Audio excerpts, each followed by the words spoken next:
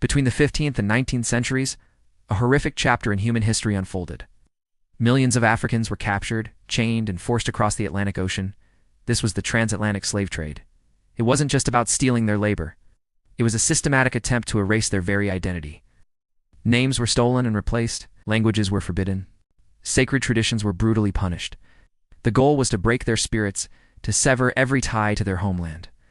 But a culture, once deeply rooted, cannot be so easily destroyed. On plantations across the Americas, a quiet resistance took hold. Enslaved Africans carried the memories of their homes within them, the rhythms of their music, the wisdom of their stories, the power of their beliefs. These treasures were passed down in whispers from one generation to the next, a secret inheritance of survival. In the face of unimaginable violence, culture became a shield, a sword, and an act of defiance. Look at the spiritual traditions that emerged.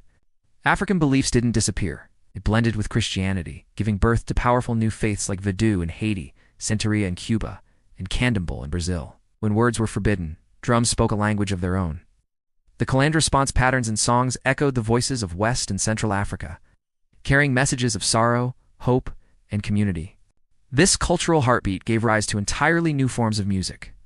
The rhythms of grueling labor evolved into the blues. The spirituals sung in secret gatherings became the foundation of gospel.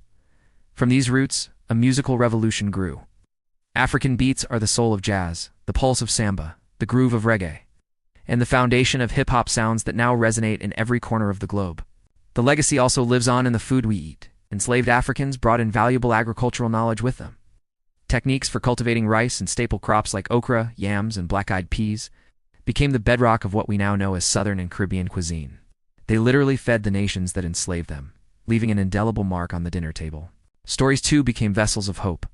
Folktales like Anansi the Spider, a clever trickster who outwits his powerful foes, carried vital lessons of survival and intelligence.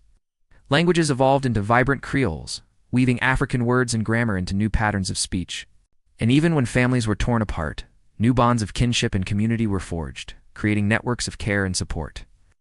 The survival of African culture during slavery was no accident. It was a conscious, deliberate, and powerful act of resistance. Though chains could bind their bodies, their spirits and traditions refused to be enslaved. They endured, they transformed, and they profoundly shaped the cultures of the Americas, leaving a timeless legacy that reminds us an identity, once rooted, can never truly be erased. Thank you for watching. If you found this story powerful, please consider subscribing for more.